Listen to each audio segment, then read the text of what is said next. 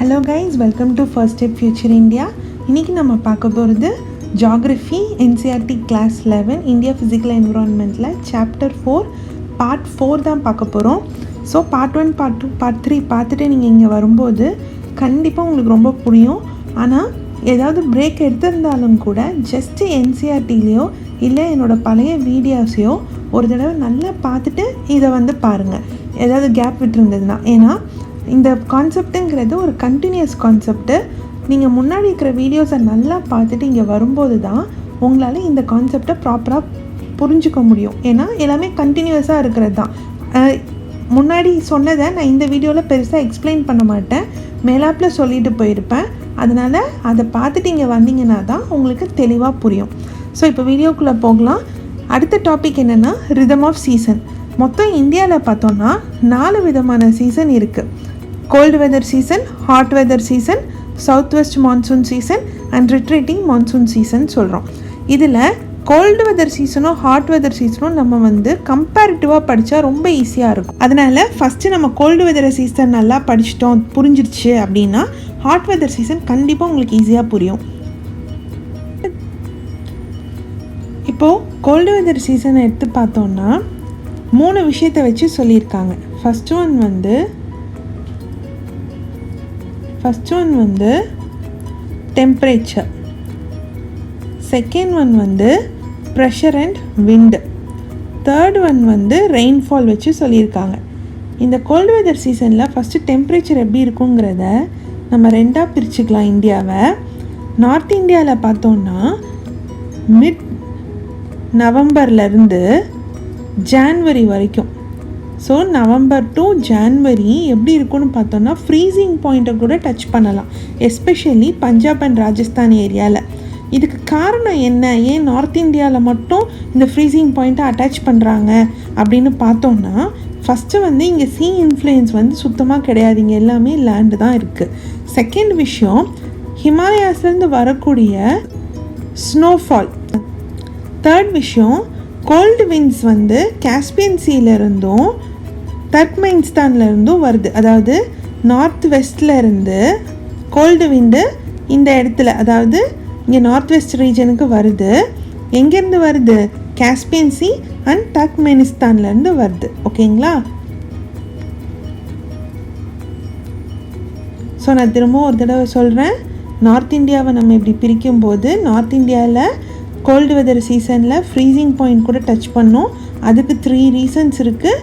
So first reason இங்கே சீயோட எந்த இன்ஃப்ளூயன்ஸும் இங்கே இல்லை. செகண்ட் விஷயம் என்னென்னா ஹிமாலயாஸ்லேருந்து வரக்கூடிய ஸ்னோ, அதனால. Third Caspian sea and Turkmenistan north west பார்ட்லேருந்து வரக்கூடிய கோல்டு ஏர். இதுதான் இந்த இடத்துல ஃப்ரீசிங் பாயிண்ட்டை உருவாக்குது. கோல்டு வெதர் சீசன் இங்கே ரொம்ப எக்ஸ்ட்ரீமாக இருக்குது. இது அப்படியே சவுத் இந்தியாவில் நம்ம பார்த்தோம் அப்படின்னு சொன்னால் அங்கே எப்படி இருக்குன்னா பெருசாக எந்த வித்தியாசமும் இங்கே இருக்காது. இங்கே மாதிரி எக்ஸ்ட்ரீம் கண்டிஷன்ஸ் எதுவுமே இங்கே இருக்காது. அதுக்கு காரணம் என்ன அப்படின்னா இங்கே சீயோட இன்ஃப்ளூயன்ஸ் ஜாஸ்தியாகவே இருக்கும். செகண்ட் விஷயம் என்னென்னா இந்த பெனின்சுலர் ரீஜன் ஈக்குவேட்டர் கிட்ட இருக்குது. அதாவது ஈக்குவேட்டர்லேருந்து கொஞ்சம் தூரத்தில் தான் இருக்குது. ஸோ ஈக்குவேட்டரோட தாக்கமும் இங்கே ஜாஸ்தியாகவே இருக்கும், ட்ராபிக்கல் ரீஜனில் இருக்குது. அதனால தான் பெனின்சுலர் ரீஜன் பெரிய ஒரு வித்தியாசத்தை பார்க்காது கோல்டு வெதர் சீசனில். செகண்ட் என்னது? ப்ரெஷர் அண்ட் விண்டு.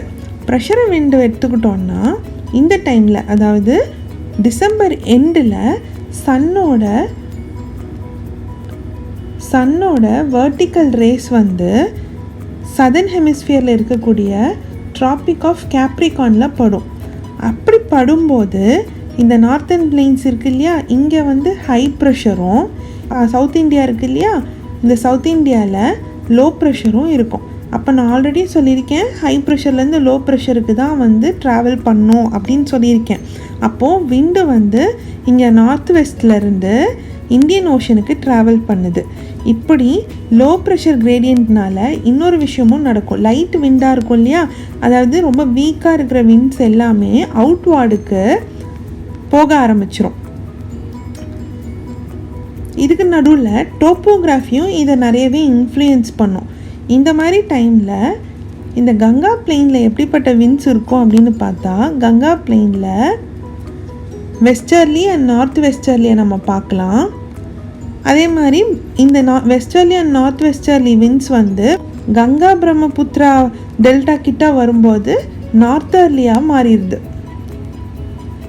இப்போ பார்த்தோன்னா ப்ளசண்ட்டாக தான் இருக்கும் இந்த விண்ட்ஸு. ஆனால் இந்த ப்ளசண்ட் விண்ட்ஸை ஒரு ஷாலோ சைக்ளோனிக் டிப்ரெஷன்ஸ் வந்து டிஸ்டர்ப் பண்ணும். இது நம்ம ஆல்ரெடி முன்னாடி பார்த்தது தான். அதாவது ஈஸ்டில் இருக்கக்கூடிய மெடிட்டேரியன் சீலேருந்து வரக்கூடிய ட்ராபிக்கல் டிப்ரெஷன் நார்த் வெஸ்ட் இந்தியாவை அஃபெக்ட் பண்ணும்.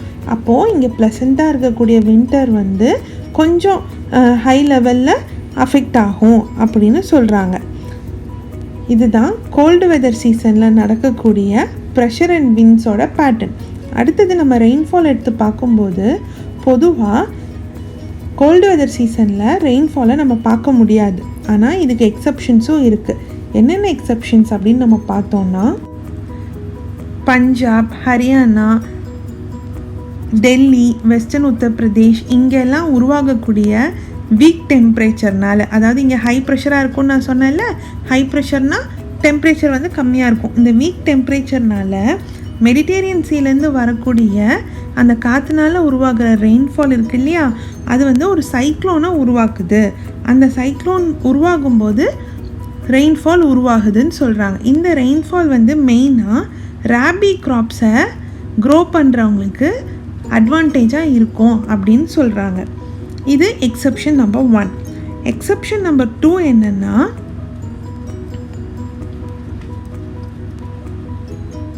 இங்கே இருக்கக்கூடிய இந்த சென்டர் இந்தியா இருக்குல்ல, இங்கே வந்து அக்கேஷ்னலாக மழை பெய்யும். அதாவது சென்டர் இந்தியாவும் நார்த் ஆஃப் பெனின்சுலர் இந்தியா இந்த இடத்துல அக்கேஷ்னலாக இந்த வரக்கூடிய மெடிட்டேரியன் சீலேருந்து வரக்கூடிய இந்த காற்றுனாலையும் இந்த ட்ராபிக்கல் டிஸ்டர்பன்சஸ்னாலையும் சென்டர் இந்தியாலையும் நார்த் ஆஃப் சதர்ன் பெனின்சுலாலையும் உங்களுக்கு அக்கேஷ்னலாக மழை பெய்யும் அப்படின்னு சொல்கிறாங்க. இது செகண்ட் எக்ஸப்ஷன். தேர்ட் எக்ஸப்ஷன் என்ன அப்படின்னு பார்த்தா, அருணாச்சல் பிரதேஷ் அண்ட் அஸ்ஸாம் இந்த இடத்துல ரெயின்ஃபால் வரும் அப்படின்னு சொல்கிறாங்க. ஃபோர்த் எக்ஸப்ஷன் என்னென்னா, எங்கேயுமே இந்த இடத்துல எல்லாம் பெருசாக ரெயின்ஃபால் இல்லைன்னு நான் சொன்னேன்ல, ஆனால் இந்த கோஸ்டல் ரீஜனில் ஹெவி ரெயின்ஃபால் நம்ம பார்க்கலாம். அதாவது டாரன்ஷியல் ரெயின்ஃபால் நம்ம பார்க்கலாம். என்னென்ன இடம்? Tamil Nadu, Andhra Pradesh, south east Karnataka, south east Kerala. So இங்கே எந்த மந்தில் இதெல்லாம் நடக்கும் அப்படின்னு பார்த்தா அக்டோபர்லேயும் நவம்பர்லேயும் due to north east monsoon. இந்த நார்த் ஈஸ்ட் மான்சூன் வந்து பே ஆஃப் பெங்காலை கடக்கும்போது தான் இந்த ஹெவி மான்சூன் நடக்குது. எந்த மந்தில்? October and November. இதுதான் கோல்டு வெதர் சீசனில் நடக்கக்கூடிய விஷயம். இதை அப்படியே நம்ம ஞாபகம் வச்சுட்டு ஹாட் வெதர் சீசனில் என்ன நடக்குதுன்னு கம்பேரிட்டிவாக பார்க்கலாம். அடுத்தது hot weather season. Hot weather season நம்ம எடுத்துக்கிட்டாவே நம்மளுக்கு தெரியும் சம்மர் தான் அப்படின்னு. சம்மரில் இந்த ஐடிசிசி எங்கே போகும்? நார்த்வர்ட் மூமெண்ட்டில் இருக்கும். இந்த நார்த்வர்ட் மூமெண்ட்டில் இருக்கும்போது நார்த் இந்தியா எப்படி இருக்கும் அப்படின்னு நம்ம பார்த்தோம்னா, இங்கே ஏப்ரல், மே, ஜூன் இந்த மந்தில் பீக் சம்மரை நம்ம பார்க்கலாம். இந்த பீக் சம்மரில் டெம்பரேச்சர் வந்து ரொம்ப ரொம்ப ஜாஸ்தியாகவே இருக்கும். இந்த இடத்துல அப்படி இருக்குது. இதே சவுத் இந்தியாவில் பார்த்தோன்னா ரொம்ப மைல்டாக இன்டென்ஸே இல்லாமல், அதாவது comparative to north India intense summer நம்ம பார்க்க முடியாது, பட் மைல்டு சம்மர் நம்ம பார்க்கலாம். இதுக்கு காரணம் என்னென்னு நம்ம ஆல்ரெடி பார்த்த அதே விஷயந்தான். ஃபஸ்ட்டு ஓஷன் இன்டர்ஃபரன்ஸு, செகண்டு இங்கே இருக்கக்கூடிய வெஸ்டர்ன் கார்டு. ஸோ இந்த வெஸ்டர்ன் கார்டில் இருக்கக்கூடிய டெம்பரேச்சர் டிஃப்ரென்ஸ் அண்ட் ஆல்டிடியூட் தான் காரணம்.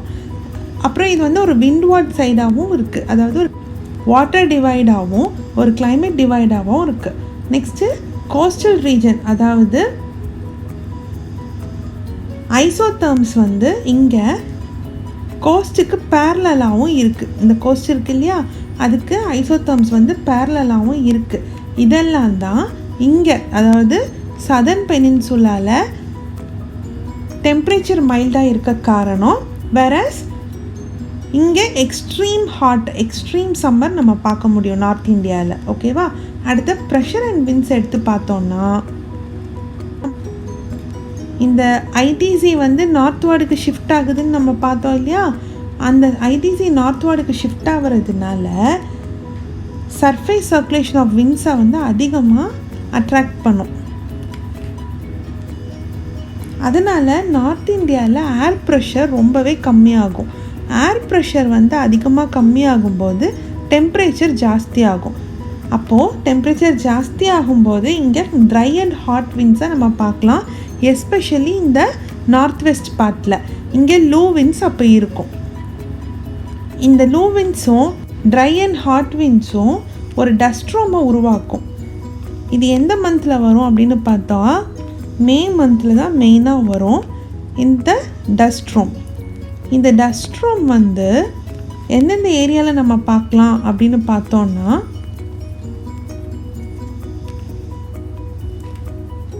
பஞ்சாப், ஹரியானா, ஈஸ்டர்ன் ராஜஸ்தான் அண்ட் உத்தரப்பிரதேஷ், இங்கே எல்லாமே இந்த டஸ்ட்ரோம் நம்ம பார்க்கலாம். இந்த டஸ்ட்ரோம்ஸ் இது ஆர் லோக்கல் ஸ்டோம்ஸ் அப்படிங்கிறதுக்கு நிறைய வேறு வேறு பேரும் இருக்குது. அதே சமயம் அதோட கேரக்டரைசேஷன் எப்படி இருக்கும்னா விண்ட் வந்து ரொம்பவே வைலண்ட்டாக இருக்கும், வைலண்ட் விண்ட் அப்படின்னு சொல்லுவோம். அப்புறம் டாரன்ஷியல் ரெயின்ஸையும் நம்ம இங்கே பார்க்கலாம். நெக்ஸ்ட்டு ஹெயில் ஸ்டோம்ஸையும் நம்ம இங்கே பார்க்கலாம். அதாவது இங்கே ராஜஸ்தான்லலாம் விண்டெல்லாம் ரொம்ப டாரன்ஷியலாக இருக்கும், உத்தரப்பிரதேஷில் வந்து ஹெயில் ஸ்டோம்ஸ் நம்ம பார்க்கலாம். அந்த மாதிரி இடத்துக்கு ஏற்ற மாதிரி இந்த மாதிரி ஃபீச்சர்ஸை நம்ம பார்க்கலாம். ஸோ லோக்கல் ஸ்டோம்ஸோட நேம்ஸ் எல்லாம் கொடுத்துருக்காங்க. இதெல்லாம் மேட்ச் த ஃபாலோயிங்கில் சில டைம் கேட்டிருப்பாங்க. ஒரு பேசிக்ஸ் தான், படிச்சுக்கோங்க. So mango shower, blossom shower, norwesters, loo, இந்த மாதிரி ஊருக்கு ஏற்ற மாதிரி அதுக்கு பேர் வச்சுருக்காங்க. ஸோ இதெல்லாம் பார்த்துக்கோங்க ஒரு தடவை. இது ஏதாவது டவுட் இருக்குது, நான் ஏதாவது எக்ஸ்பிளைன் பண்ணணுன்னா சொல்லுங்கள். நான் அடுத்த நீங்கள் ரிக்வெஸ்ட் பண்ணிங்கன்னா அதுக்கு அடுத்த வீடியோவில் எதுலையாவது அட்டாச் பண்ணி நான் உங்களுக்கு சொல்கிறேன். இது சும்மா பேசிக்ஸ் தான். அடுத்தது தேர்ட் டாப்பிக்கான சவுத் வெஸ்ட் மான்சூன் சீசன். இந்த south west monsoon season already நம்ம பார்த்தது தான். இது வந்து Arabian sea and bay of Bengal இதை வச்சு நம்ம பிரித்து பார்க்க போகிறோம். அரேபியன் சீலேருந்து என்ன மாதிரி நடக்குது, பே ஆஃப் பெங்கால்லேருந்து என்ன மாதிரி நடக்குது, கொஞ்சம் டெப்த்தாக இன் டீட்டெயில்டாக நம்ம பார்க்க போகிறோம். இனிஷியலி சவுத் வெஸ்ட் மான்சூன் நடக்கும்போது, அதாவது ஃபஸ்ட்டு மே மந்தில் என்ன ஆகும் அப்படின்னு பார்த்தா டெம்ப்ரேச்சர் வந்து ரேப்பிடாக ரைஸ் ஆகும். எந்த இடத்துல, நார்த் வெஸ்டர்ன் பார்ட் ஆஃப் இந்தியாவில் வந்து டெம்ப்ரேச்சர் வந்து ரைஸ் ஆகும். அப்போது லோ ப்ரெஷர் ஆகுங்கிறது நம்ம பார்த்தோம். அப்போது ஹீட் வந்து இன்டென்சிஃபைடாக இருக்குது. அடுத்தது ஜூன் மந்தில் நம்ம பார்த்தோன்னா இந்த ப்ரெஷர் லோ ப்ரெஷர் அப்படிங்கிறதுனால high pressure to low pressure wind move ஆகும் இல்லையா. அப்போது ட்ரேட் விண்ட்ஸை சதர்ன் ஹெமிஸ்ஃபியர்லேருந்து அதிகமாக அட்ராக்ட் பண்ணும். அதாவது சதர்ன் ஹெமிஸ்ஃபியரில் இருந்து இந்தியன் ஓஷன் வழியாக ட்ரேட் விண்ட்ஸை அதிகமாக அட்ராக்ட் பண்ணும் ஜூன் டைமில். இதை தான் சவுத் வெஸ்ட் மான்சூனோட ஆன்செட்டாக அமையுது. இப்போது வார்ம் கரண்ட் வரதுனால ஒரு மாய்ஸ்சர் வந்து இங்கே உருவாகுது. ஒரு மாய்ஸ்சர் அப்டன் மாய்ஸ்சர் வந்து ஒரு ஏர் சர்க்குலேஷனில் உருவாகுது. இந்த மாய்ஸ்சர் தான் பே ஆஃப் பெங்காலுக்கும் அரேபியன் சீக்கும் என்டர் ஆகுது. இன்னும் கொஞ்சம் ஈஸியாக இந்த மேப் வச்சு எக்ஸ்பிளைன் பண்ணுறேன். இப்போது லோ ப்ரெஷர் ஆனதுனால ஹை ப்ரெஷர்லேருந்து லோ ப்ரெஷருக்கு விண்டு ட்ரான்ஸ்ஃபர் ஆகுது. அப்போது சவுத் ஈஸ்ட் ட்ரேட் விண்ட்ஸ் வந்து ஈக்குவேட்டர்லேருந்து கிராஸ் ஆகி Arabian sea and bay of Bengal வழியாக ஏர் சர்க்குலேஷனை அடையுது. இது என்ன டைரக்ஷன் எடுக்குது அப்படின்னு நம்ம பார்த்தோன்னா சவுத் வெஸ்டர்லி டைரக்ஷனை எடுக்குது. இது சவுத் வெஸ்ட் மான்சூன் விண்ட்ஸை செட் பண்ணுது, அதாவது ஆன்செட் பண்ணுது. ஆன்செட் பண்ணால் என்ன ஆகும், அப்ரப்ட் ரெயின்ஃபால் வந்து உருவாகும். எந்த டைமில், ஜூன் மந்தில். ஸோ ஜூனில் இங்கே கேரளாவில் ஃபஸ்ட்டு ஆரம்பிக்குது. ஜூலைக்குள்ளே என்டையர் பெனின்சுலா ரீஜன்லையும் இந்த சவுத் வெஸ்ட் மான்சூன் வந்து டிஸ்ட்ரிபியூட் ஆகுது.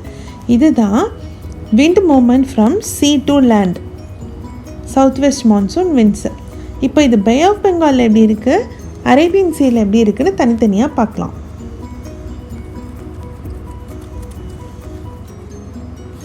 பார்த்தோன்னா ஃபஸ்ட்டு அரேபியன் சீ எடுத்துக்கலாம். அரேபியன் சீயில் 3 பிரான்ச்சஸாக எடுத்துக்கிறாங்க. First western Ghats, second north Mumbai, third Saurashtra peninsula and Kutch. ஓகேங்களா? ஸோ இந்த வெஸ்டர்ன் காட் என்ன பண்ணுதுன்னா ஹெவி ரெயின்ஃபாலை கொண்டு வருது windward side of Sahyadris and west coastal பிளெயின்லேருந்து. ஓகேங்களா? Next eastern part of western Ghat இருக்கு இல்லையா, இந்த இடத்துல பார்த்தோன்னா மைல்டு ரெயின்ஃபால் அல்லனா லிட்டில் ரெயின்ஃபால்னு பார்க்கலாம். நம்ம இந்த மைல்டு ஆர் லிட்டில் ரெயின்ஃபாலை தான் ரெயின் ஷேடோ ரீஜன் அப்படின்னு சொல்கிறாங்க. அடுத்தது நார்த் மும்பையில் போய் நம்ம பார்த்தோன்னா இங்கே நர்மதா அண்ட் தாப்பி ரிவர் இருக்கு இல்லையா, தாப்பி ரிவர் போகக்கூடிய எக்ஸ்டென்சிவ் பிளெயின்ஸில் லைட்டான ஒரு ரெயின்ஃபால் நம்ம பார்க்கலாம். விண்ட்ஸ் வந்து சோட்டா நாக்பூர் பிளாட்டியூலேருந்து கங்கா பிளெயின்ஸ்லேருந்து பே ஆஃப் பெங்காலுக்கு போகுதுன்னு சொல்கிறாங்க. ஓகேங்களா? நெக்ஸ்ட்டு சௌராஷ்டிரா பெனின்சுலா எடுத்தோன்னா ராஜஸ்தானில் ஒரு ஸ்கேண்டி ரெயின்ஃபாலும் ஆராவலிஸ்லேயும் ஒரு ஸ்கேண்டி ரெயின்ஃபால் கொடுக்குது. அதுக்கப்புறமா அந்த வழியாக ட்ராவல் ஆகி பே ஆஃப் பெங்காலை போய் அடையுது அப்படின்னு சொல்கிறாங்க. ஸோ இந்த 3 பிரான்ச்சில், அதாவது நார்த் மும்பை அண்ட் சௌராஷ்டிரா, இந்த 2 பிரான்ச்சும் தான் வெஸ்டர்ன் ஹிமாலயாஸில் மழை வர்றதுக்கான காரணமாக அமையுது.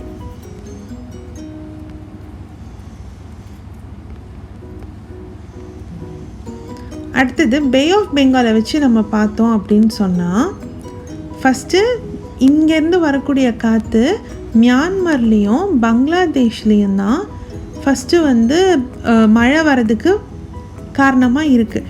இந்த மியான்மரில் இருக்கக்கூடிய அரக்கன் ஹில்ஸ் இருக்கு இல்லையா, அங்கே பட்டு அதிகப்படியான போர்ஷன் வந்து இந்தியாவுக்கு வருது. எந்த வழியாக வருதுன்னா வெஸ்ட் பெங்கால் வழியாக வருது. இது ஹிமாலயாஸ், இந்த காற்று வந்து வெஸ்ட் பெங்கால்லேருந்து ஹிமாலயாஸை டச் பண்ணும்போது ஒரு தெர்மல் லோ நார்த் வெஸ்ட் டைரக்ஷனில் ஃப்ளோ ஆகி கங்கா பிளெயின்ஸ்லேருந்து பஞ்சாபை வந்து அடையுது. அடுத்து பிரம்மபுத்திரா வேலியிலேருந்து அங்கே எங்கெல்லாம் பிரம்மபுத்திரா வேலி இருக்கோ அங்கெல்லாம் ஒரு ஒயிட் ஸ்ப்ரெட்டான ஒரு ரெயின்ஃபாலை உருவாக்குது. இங்கே இந்த மழையெல்லாம் உருவானாலும் கூட இந்த டைமில் பே ஆஃப் பெங்கால்லேருந்து வர காற்று தமிழ்நாடை ட்ரையாக தான் வச்சுருக்கு.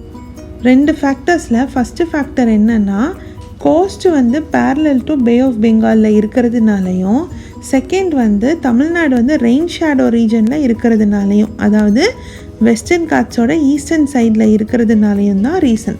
இதனால தான் தமிழ்நாடு வந்து ட்ரையாக இருக்குது. ஸோ இதுவரை நம்ம பார்த்த டெக்னிக்கல் டேர்ம்ஸ் வந்து முடிஞ்சிருச்சு. இப்போ வந்து ரொம்ப ஈஸியாக நம்ம படிக்கக்கூடிய ஒரு அண்டர்ஸ்டாண்டபிள் நாலேஜபிள் ஐட்டம்ஸ் தான் இனி இருக்குது. ஸோ இதை வந்து நான் நோட்ஸ்லேயே நான் சொல்லிடுறேன். இதை பார்த்த உடனே நீங்கள் என்சிஆர்டியில் தயவு செஞ்சு உடனுக்குடனே படிச்சுருங்க. இந்த லெசன் கம்ப்ளீட்டாக முடிஞ்சுது. ஒரு ஹை இம்பார்ட்டண்ட் லெசன் வந்து நம்ம இப்போ முடிக்க போகிறோம். ஸோ கேரக்டரிஸ்டிக்ஸ் ஆஃப் மான்சூனல் ரெயின்ஃபாலில் என்னென்ன மாதிரி கேரக்டரிஸ்டிக்ஸ் பார்க்கலான்னா, இது ஒரு சீசனல். ஸோ சீசனல் அப்படின்னு சொல்லும்போது ஜூன் டு செப்டம்பர் மட்டும்தான் இருக்கும் எல்லா வருஷத்துலேயும். அடுத்தது இது வந்து ஜஸ்ட்டு ஒரு விண்ட் சர்க்குலேஷன்னாலேயோ இல்லை வந்து ஒரு பேட்டர்னால் மட்டும் நடக்கிறது இல்லை, நம்மளோட டோப்போகிராஃபி பேஸ் பண்ணியும் தான் இருக்குது. எவ்வளோக்கு எவ்வளோ டிஸ்டன்ஸ் ஃப்ரம் சி இருக்கோ அவ்வளோக்கு அவ்வளோ ரெயின்ஃபால் கம்மியாக இருக்கும். ரெயின்ஃபால் ஜாஸ்தியாக இருந்தால் டிஸ்டன்ஸ் வந்து சீலேருந்து கம்மியாக இருக்கும். இந்த மாதிரி அதோட ஃபீச்சர் சொல்கிறாங்க. அடுத்தது இந்த மாதிரி இது சீசனல் அப்படிங்கிறதுனால ஒரு பர்டிகுலர், அதாவது பெரினியல் இல்லாமல் இருக்கக்கூடிய எஃபிமீரியல் இடத்துல எல்லாமே இப்போ தான் தண்ணி தேங்கும். ஃபார் எக்ஸாம்பிள் தமிழ்நாடு அந்த மாதிரி எடுத்துக்கிட்டோம் அப்படின்னா இந்த சீசனில் தான் அக்ரிகல்ச்சர் வந்து அதிகமாக ப்ரொடியூஸ் ஆகுது. இது சீசனலாக இருந்தாலுமே ஹெவி டவுன் போரை உருவாக்குது. அது வந்து சர்ஃபேஸ் ரன் ஆஃபும் எரோஷனும் கொடுக்குது அப்படின்றதும் நம்மளுக்கு தெரியும். நம்ம இந்தியா வந்து மான்சூன் பேஸ் பண்ண கண்ட்ரி அப்படிங்கிறதுனால அக்ரேனியன் எக்கானமிக்கும் இது பெரிய ஒரு பேக் போனாக இருக்குது. ஸோ மான்சூன் மட்டும் கரெக்டாக வரலன்னா அக்ரிகல்ச்சராக நம்ம நிறைய நஷ்டங்களை ஃபேஸ் பண்ண வேண்டியது இருக்கும். அதே மாதிரி எல்லா வருஷமும் ஒரே மாதிரி இருக்குமா அப்படின்னு கேட்டால் நோ. ஒவ்வொரு வருஷமும் ஒவ்வொரு மாதிரி தான் இருக்கும். அந்த டிஸ்ட்ரிபியூஷனும் அந்த காற்றுக்கும் டோப்போகிராஃபிக்கும் எல்லாத்துக்கும் ஏற்ற மாதிரி மாறி மாறி இருக்கும்னு சொல்கிறாங்க. அதே மாதிரி கொஞ்சம் இந்த மான்சூன் வரதுக்கு லேட்டானாவோ இல்லை முன்னாடியே வந்தாவோ கிராப்ஸுக்கெல்லாம் டேமேஜை கூட உருவாக்கும் அப்படின்னும் சொல்கிறாங்க. ஸோ இதுதான் கேரக்டரிஸ்டிக்ஸ் ஆஃப் மான்சூனல் ரெயின்ஃபால்.